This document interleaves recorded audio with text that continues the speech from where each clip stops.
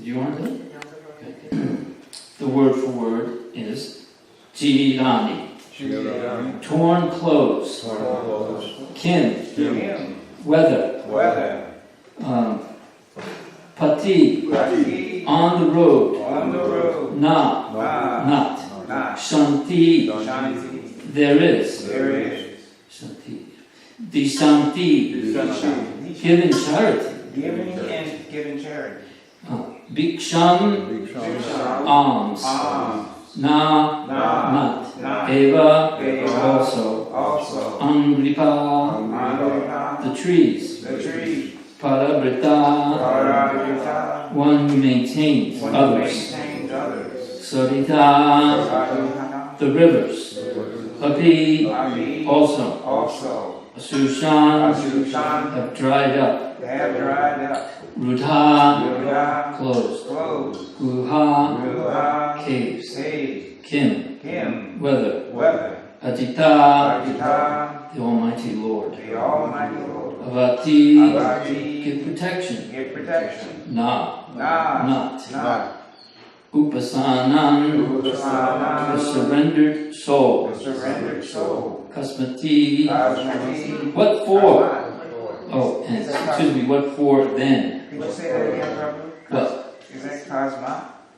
It says Kasmat, yes. Kasmat, what for then? What for then? It says what for, comma, and then, semicolon. I don't understand the semicolon.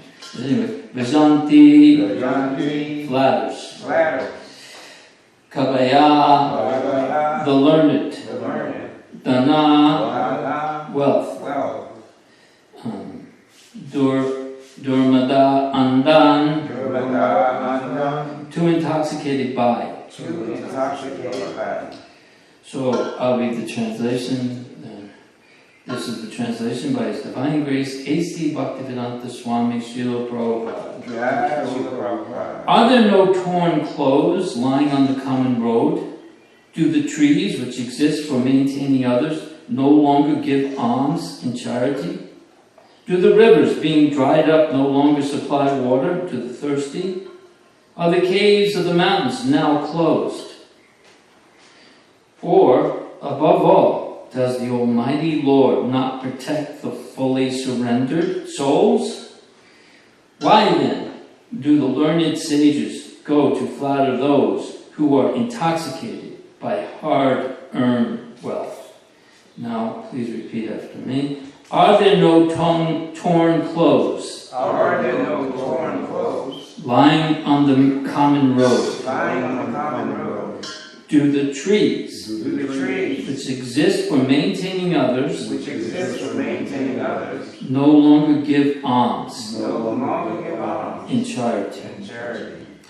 Do the rivers, being dried up, no longer supply water to the thirsty? Are the caves of the mountains now closed for renovations? Or, above all, does the Almighty Lord not protect the fully surrendered souls?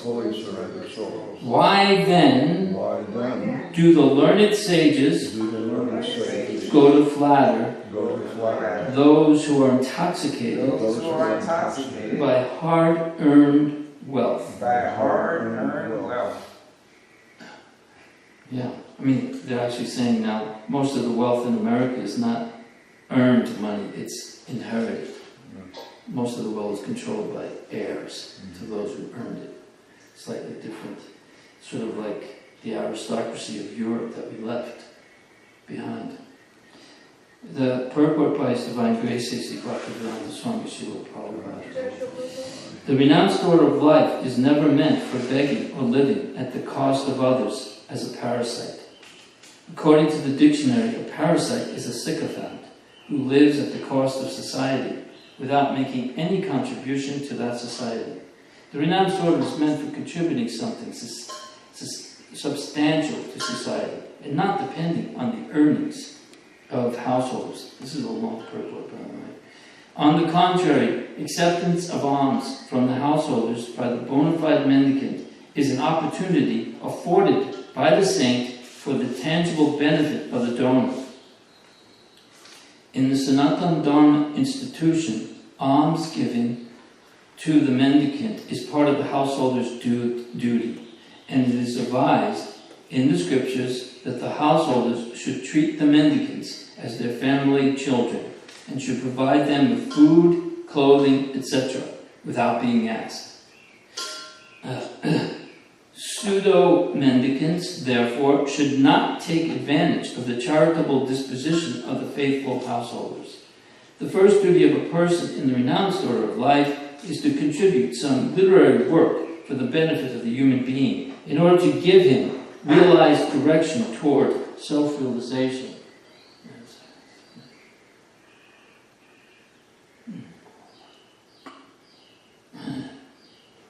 Amongst the other duties in the renounced order of life, amongst the other duties, renounced order of life of Srila Sanatan, Srila Rupa, and other Goswamis of Vrindavan, the foremost duty discharged by them was to hold learned discourses amongst themselves at Sevakunja, Vrindavan.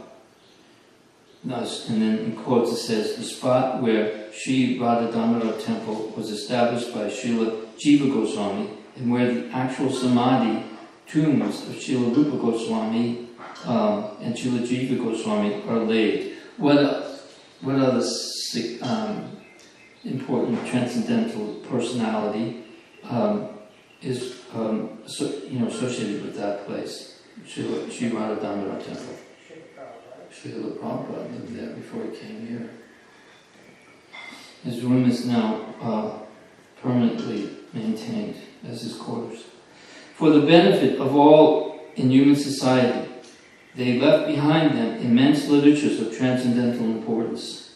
Similarly, all the acharyas who voluntarily accept the renounced order of life aimed at benefiting human society and not at living a comfortable or irresponsible life at the cost of others. However, those who cannot give any contribution should not go to the householders for food. For such, mendicants asking bread from the householders are an insult to the highest order. Sukadeva Goswami gave this warning, especially for those mendicants who adopt this line of profession to solve their economic problems. Such mendicants are in abundance in the age of Kali. When a man becomes a mendicant willfully or by circumstances, he must be of firm faith and conviction that the Supreme Lord is the maintainer of all living beings everywhere in the universe. Why then would he neglect the maintenance of a surrendered soul who is 100% engaged in the service of the Lord? A common master looks to the necessities of his servant. So how much more would the all-powerful, all-opulent, Supreme Lord look after the necessities of life for a fully surrendered soul?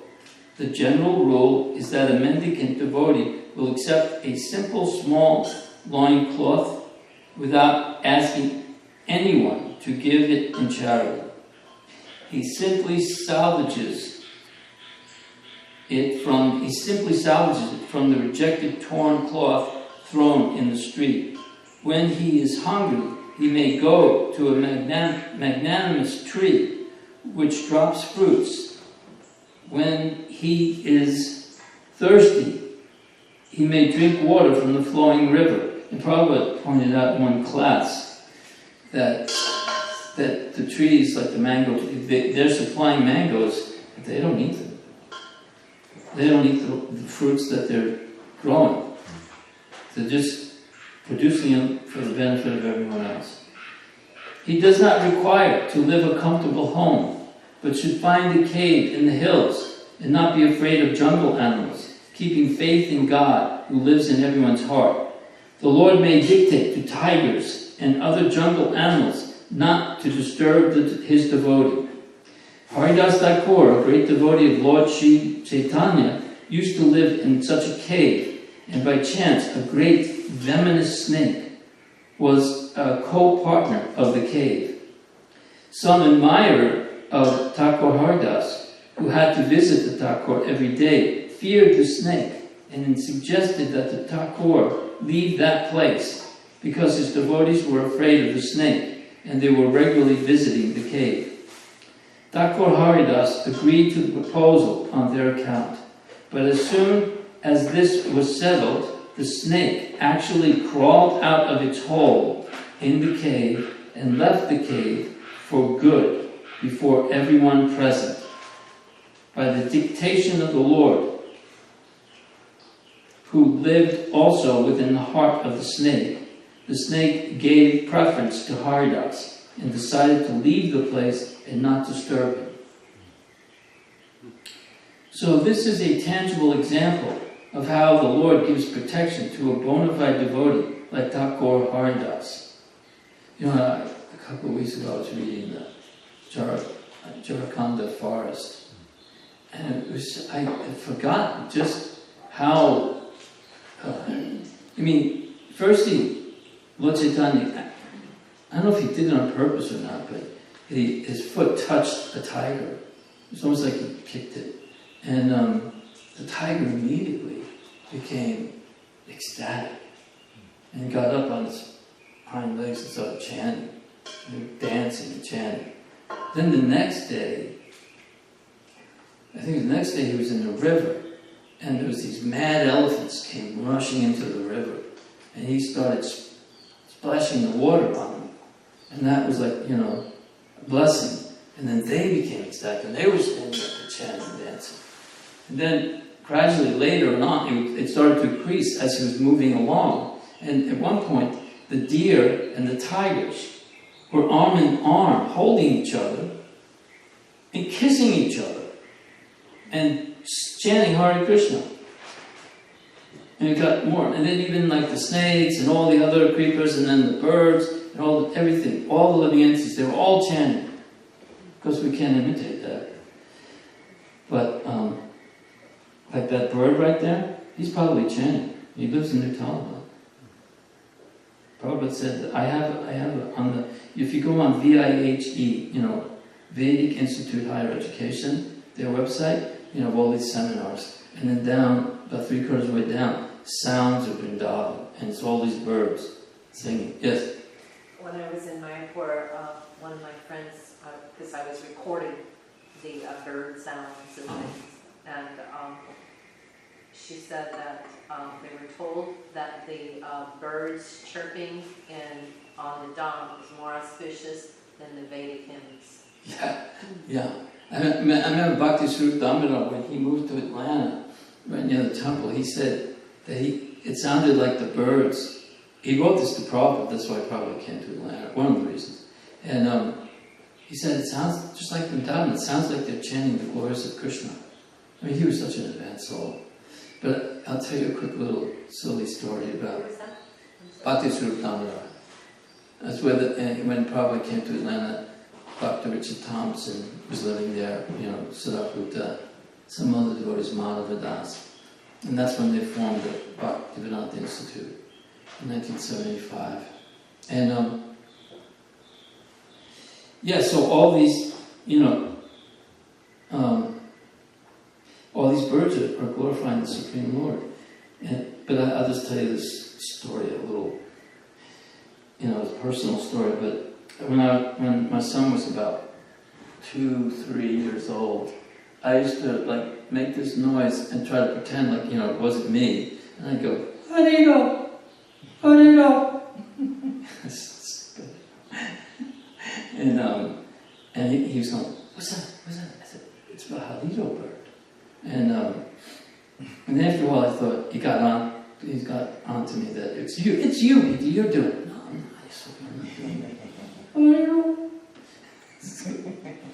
stupid. But then we went to India. We went to Mayapur, we went to Vrindavan, we were in Juhu Beach. So he went up to the hotel room first. I was settling up at the counter. Then he comes running out of the room, because they have these balconies that overlook the road. And he goes, Peter, guess what? I said, what? there really is hot-eater-birds. There really is. I said, of course there is. I don't know what he was talking about. Of course there's hot-eater-birds. And sure enough, outside the window we could hear, these birds making that noise. Krishna fulfills the It was like a Haribo. Anyway, it's just high philosophical discussions at Srimad Bhagavatam near Talavana.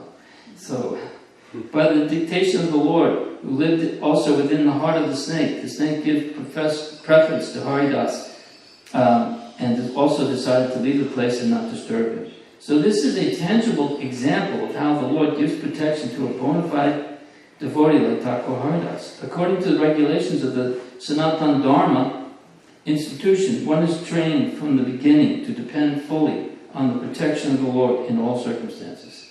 The path of renunciation is recommended for acceptance by one who is fully accomplished and fully purified in his existence.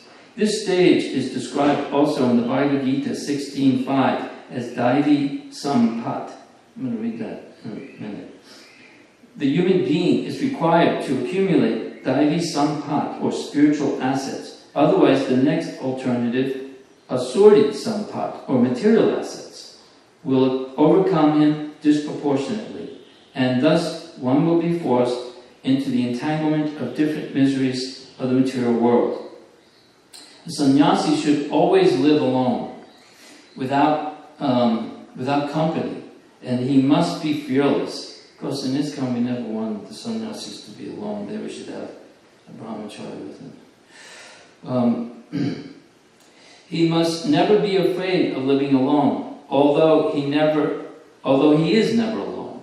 The Lord is residing in everyone's heart, and unless one is purified by the prescribed process, one will feel that he is alone. But a man in the renounced order of life must be purified by the process. Thus he will feel the presence of the Lord everywhere, and will have nothing to fear, such as being without any company. Everyone can become fearless and honest person, a fearless and honest person, if his very existence is purified by discharging the prescribed duty for each and every order of life. One can become fixed in one's prescribed duty by faithful oral reception of Vedic instructions and assimilation of the essence of Vedic knowledge by devotional service to the Lord. Just by hearing these words, hearing these verses, it is purification, and it's clearing the heart and the mind and the consciousness. So the verse again is, are there no torn clothes lying on the common road? Do the trees, which exist for maintaining others, no longer give alms in charity? Do the rivers, being dried up, no longer supply water to the thirsty? Are the caves in the mountains now closed? Or above all, does the Almighty Lord not protect the fully surrendered souls? Why then do the learned sages, go to flatter those who are intoxicated by hard-earned wealth? So that verse that Prabhupada mentioned is 16.5, and I'm going to read 2 verses back. It's actually 3 verses back. Well, I'll read this and then we go back from there. So the verse is, the transcendental qualities are conducive to liberation, whereas the demonic qualities make for bondage. Do not worry, O son of Pandu, for you are born with the divine qualities. So Lord Krishna is telling Arjuna that you have the divine qualities. Don't worry. So what are those divine qualities? Well, and actually we all have those divine qualities. The Supreme Personality of Godhead said, fearlessness, purification of one's existence, cultivation of spiritual knowledge, charity, self-control, performance of sacrifice, study of the Vedas. I mean, you all have it. I don't know about myself. But ultimately, all of us, in our constitutional position, who we really are, we have these qualities. And this isn't an artificial imposition on this living entity. This is who we really are. Freedom from anger, or Vedic austerity, simplicity, non-violence, truthfulness, freedom from anger, renunciation, tranquility, aversion to fault-finding, compassion for all living entities, freedom from covetousness, gentleness, modesty, steady determination, vigor, forgiveness, fortitude, cleanliness, and freedom from envy and from the passion for honor. These transcendental qualities of Son of Bharat belong to godly men endowed with divine natures. And then, and that's the, what do you call them? Here he's called them, what was the terminology? It's in the book here. One was, Sampat Daivi, the transcendental assets. And then there's the Asuric Daivi, which is, or not, Asuric assets. Yes, it says Asuric, where's the phrase? Anyway, let me look it over here. Asuric, what's in the purport? Here. Asuric. This is the Asuric qualities, but I was just looking for the Sanskrit. Daivi Sampat, and then Asuri Sampat, the Asuric, or the material assets. And their qualifications, or they're known by pride, arrogance, conceit, anger, harshness, and ignorance. These qualities belong to those of demonic nature, O son of Pritha. Then he says, the transcendental qualities are conducive to liberation, whereas demonic qualities make for bondage. Do not worry, O son of Pandu, for you are born of the divine qualities. And actually, Prabhupada in the lecture, in Hawaii actually, he said, in January of 1975, he said that actually we all have this quality. We all have these qualities. And right now, they're being covered. One example I've heard is, it's like when there's an eclipse of the sun, and the sun is covered for some time by the Rahu. Or sometimes the sun is covered by clouds. The sun is there, shining. But right now it's just covered. So we, the soul, we have these qualities, we're there. But right now, we're covered by this Maya, that which is not. And by hearing, regularly hearing the passages of the Srimad Bhagavatam and chanting of the Hare Krishna mantra, we are gradually, the clouds are dispersing and the real living entity is coming out. That is the promise. And so there's different instructions on what helps us on how to achieve this. And there's a guidebook called The Nectar of Instruction, written by Rupa Goswami. And this is a very important book. And there's one place, because right now there's people are talking about the joy of decluttering. How to get rid of all your unnecessary things. So there's, in the second verse, this is discussed a little bit. It says, Atahara prayasacha. Overeating or too much collecting is atahara. So that is one of the causes of fall down. Over-endeavoring and collecting too many things, more funds than required, or more possessions. In the material world, and this is civilization, we're constantly being encouraged to gather more and more things. Even they create desires that we don't even, know we need. But they tell us, you got this new phone, but actually it's already obsolete because we have a new generation now. So you have to have this phone. And so all these different new things that we didn't know we need. And even sometimes, because we have so many karmic desires buried within for many lifetimes, all of a sudden you may be just sitting there thinking, I want to play horseshoes. Yeah, that's what I want to do. Or I could be the best horseshoe player in the world. That's my dream. Where did that come from? We get these crazy ideas in our head.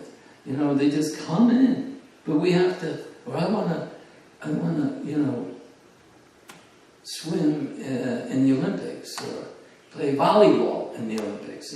So many things. But we have to be able to discern what is necessary for our spiritual advancement. And in this, new thing that's coming from Japan, the joy of decluttering, you have to discern what brings you joy. What is the most important thing that we need in order to become joyful? And what will help us in this pursuit of our spiritual qualities, so that we can actually finally end this endless, it seems like it's been going on forever, and it has almost, to get out of this cycle of birth and death. But, sometimes it seems almost impossible. We have to constantly be striving for the better angels of our nature and not succumb to the lower modes. You can either elevate yourself with your mind or you degrade yourself with your mind. I was having a conversation with someone recently, and just some words came out of my mouth. And you can't, once the words go out, you can't take them back. They're out there. And, you have to be constantly vigilant with what is useful and practice this process of going through, figuring out what is it that I really need? What do I need the most? Like right now, what do we need to make spiritual advancement? Right now, what's the most, if you had to choose anything, what is the most important thing that you need? Holidays. Huh? Holidays. What? Holidays. Holidays. You need your japa bag. You need your japa beads. And you need your Bhagavatam. If we can get down to, I'm a little disoriented today, but these verses are not necessarily applicable now in this age, but the idea, the essence of them, although you can take them literally in some cases, but you can't imitate them. But it's the essence of them. Don't become obsessed with, having, the best dhoti or the best kirtas made by the best tailors, or the best gopi skirt, or, things like that. We just have to simplify our lives, bring it down to the basics, and slowly streamline as we get older, and streamline ourselves and more focused. Because being focused is more important than, say you're a genius. A focused person accomplishes more than a genius, in the sense that the genius's mind is rapidly going all over the place. So trying to focus our minds on making, decluttering everything out of our past, not trying to focus on the holy names when we're chanting, not allowing our minds to drift off into nostalgia or into hankering and lamenting. Yeah. Trying to focus on the goal here. And what is the goal? The goal is to love Krishna. And Prabhupada said, to know Krishna is to love him. That's why he gives the Krishna book first, practically. You hear about his pastimes. How can you love someone if you don't know anything about them? We have to be thinking about Krishna's pastimes and encouraging each other, reminding each other about Krishna's beauty, Krishna's kindness, Krishna's opulences, and how fortunate we are that we have Krishna's holy name. We have Krishna right here in the palm of our hand. He's right here. Hare Krishna, Hare Krishna, Krishna Krishna, Hare Hare, Hare Rama, Hare Rama, Rama Rama, Hare Hare. He's the source of everything. He is existence itself. All opulences, all beauty, all strength, all intelligence.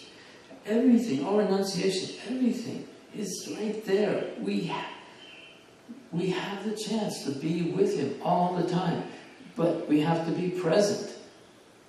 We have to declutter the mind, clear it out, and then the clouds go away and the soul is fully there. The spirit soul comes forward, and those qualities of the spirit soul are exhibited. That's the beauty of this process. It isn't easy. I mean, it's a simple process, but it's really not easy. And I guess say that. Anyway, yeah, I'm a little tired this morning, so I'm going to keep it short. So, anyone have any questions or comments? Yes? When you mentioned about decluttering and getting rid of things that that you have, what I found was my realization is, and that you get satisfied when, like, sometimes the boys come and they need things. So it was a nice feeling, like whether it's a sweater or some skirts, and then you realize, well, I didn't really need them anyway, and you get that feeling, wow, it was nice, because there's that also in the Necker instruction where it says how we can offer our love to one another, one device to another, and that was one of them, accepting charitable gifts and receiving charitable gifts, receiving prashadam, accepting prashadam within one's mind, constantly. So that's kind of what I That's nice. Yeah, I mean, and they said, there's the old cliches. These clays are cliches for a reason. But one of them is to give. What is it? It's better to give than to receive. And it really is, if you think about it. When you really, from your heart, give something to someone, and they, not in a patronizing way, but out of genuine love and concern for that person, and you see how happy it makes them, you become more happy. The Lord in the heart reciprocates. You actually experience. To serve is where the pleasure is. To give unmotivatingly, without any conditions, out of love and concern. To look past the clouds. Because I'm covered by clouds, and everyone else is covered by clouds. But we have to look past the clouds and look for the sun in that heart. The sun is there, yes. When I used to teach at massage school, one of the things I taught was shiatsu. In shiatsu, they had in traditional Chinese medicine, like, what are the 3 treasures? Mm-hmm. Like you were talking about, like, what do we need, and they were saying, like, the 3 treasures, which is Qi, Jing, and Shen. Qi being your energy, Shen being your essence, the actual deep strength that one has, Mm-hmm. and then Shen being the consciousness. That's interesting. That these are the 3 most important things, because without your energy you can't do anything. Right. Without your essence you're going to die shortly. Without your consciousness you're useless. Yeah. So I used to always, when I would walk out of my house, have my checklist. Got my keys, got my bead bag, got my phone. And then I was ready to go. But those are the only 3 things, when I went to town, my purse. Go ahead. But now I'm thinking, I don't really need that phone so much. That phone takes too much of your time. Yes. So I somewhat eliminating that, not totally, but Yeah. There was a time when we didn't have to have a phone in our pocket. Right. Yeah. But it's really Not that such long an ago. important thing to be, like minimalist. Yeah. It is a big thing, and I was really surprised because my husband tells me I have so much junk. But my mom, when she came to my house, she would say, "You're like your auntie. You don't like too many things in your house." And I said, "Thanks, Mom." Yeah, I heard this one devotee talking that he had had a as these, what do they call them? They come in and they called they organize your house and they declutter it. That isn't the term he used, but they have a term for them. And they come in and they simplify it. And so the woman asked him, "What is that over there?" And he goes, "I don't know." "What is it for?" "I don't know." He said, it's visual noise. Because if you look, and then, you know, after I heard him say that, I sat down and I looked over at my dresser, and the first thing I saw was a padlock. And I was thinking, what? Why is that there? It's been there since, I can't remember when I put it there. I don't even know if I know where the key is. I don't know when I put it there, why I put it there. I don't know what it's for. But it's always sitting on my dresser. Is it still there? It's still there. I was actually going to bring it in, but I was so spaced out this morning. I had a difficult night. And I was going to bring that in and show and tell. Like, this is the first thing I saw. And right next to it is like a brass candle holder, you know, real nice little thing, with a candle about that big. I'm thinking, when did I put that there? It's just like, you know. And then, of course, and this I dealt with right away. I have this thing, and I put all the bills I just paid, and it goes back almost a year and a half, and I just took them all and threw them away. They're just like this pile, this monster that grows. It's like you start to get surrounded and drowned in paper bills and junk mail, and so I'm gonna look at that one later, but I meant, you know, and you're just like wrapped up in it. It's like a spider web. I actually saw a spider in my bathroom window. And did you ever see The Lord of the Rings when who's the hero? Frodo gets wrapped up in this web? I saw a bug wrapped up just like that.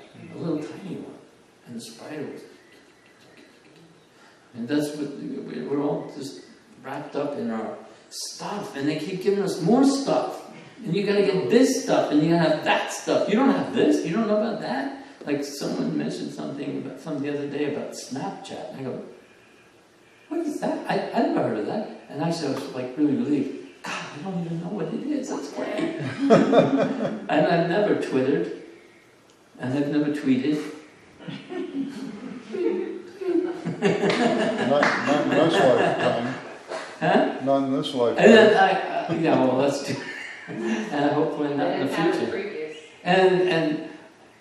And I rarely email, if most of you in the CMT know, I barely even open them. So, so apparently there's this thing where the average Americans who are Facebook people spend like 2.7 hours a day on Facebook. That's a lot of time. Just keep, you know, and that's just the average. I mean, and I don't even know what the heck people do on these things. I get a glimpse of different people's Facebook pages, and I'm like, okay, it just seems like a lot of work to me. I mean, I'm not going to get into this. But that, you know, and every time you get something like a new phone, within a short period of time, it's already obsolete. Or like I had a computer that I hardly used. I used it for about a year in St. Augustine, and I bought it in 2007 or something. So when I first came, it was 2006. It's brand new, and I never used it. And when I got here, so I showed it to a few devotees. I said, "It's useless. It's no, you can't use this. It's over there for some reason somebody put it in the container room. I thought I'd thrown it away.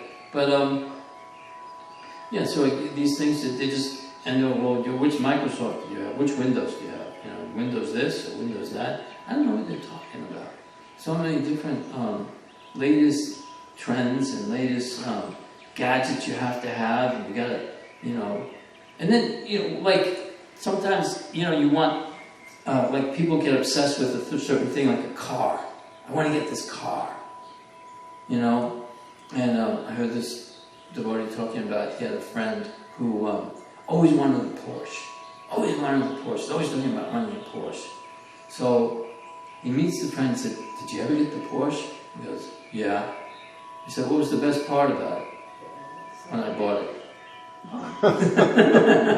That was it. I mean, if you get something like a Ferrari or something like, all it is anxiety. It's just nothing but a big someone's gonna be envious and they're gonna key it. Where can I park it? Somebody's gonna back into it. And you can't really use it because it's built for speed. You know? So, like, you know, this. And Colin said she saw this happen when she was in a car with Kaivalya once. But I also had the same experience. And the expression is, nothing drives faster than a rented car. And she was in a car with Kaivalya and she was speeding and she got pulled over and the police officer said, "It's a rented car?" And he said, "Nothing drives faster than a rented car, huh?" And I actually said that. When I would come down here to see Vidura, I'd rent a car. And one night, it was about 2 o'clock in the morning, you know, 59, is that 59? Yes, Yeah. It's like, there's nothing there, nobody. And this is back in the 80s. And there was much more like just pine trees. And I was going 120 miles an hour.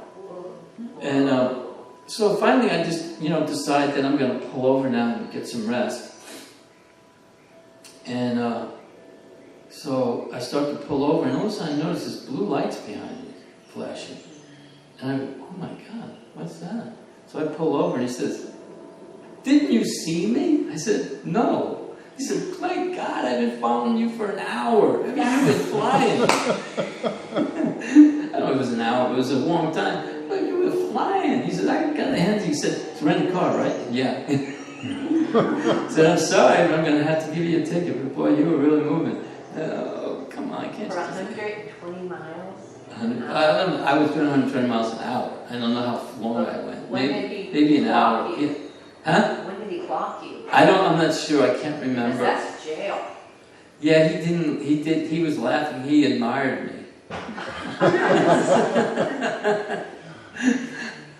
I ended up, getting in a lot of trouble eventually, but, why did I go? It's just that you get caught up on these things, you get entangled. Just like this example in the Bhagavad Gita about the banyan tree. And the banyan tree has roots that go upward. And that is like our karmic activities. Inauspicious and auspicious.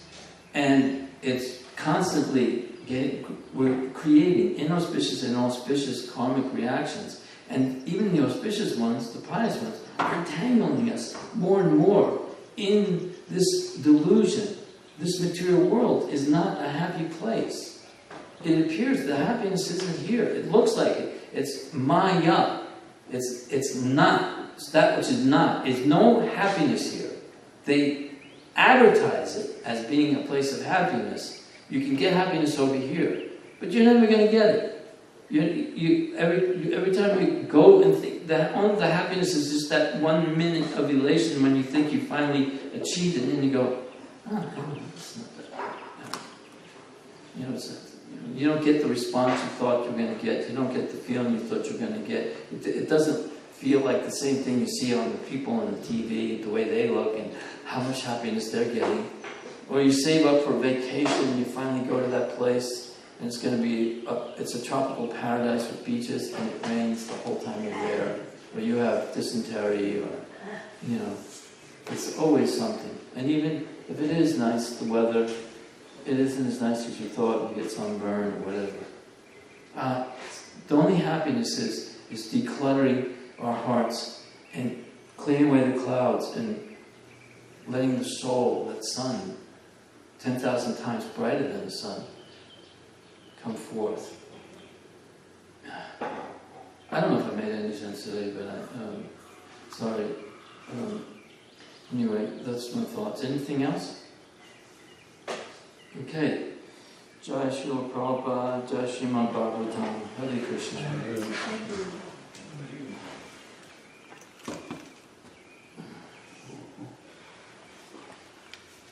I hope that wasn't recorded. Still recording. I don't know.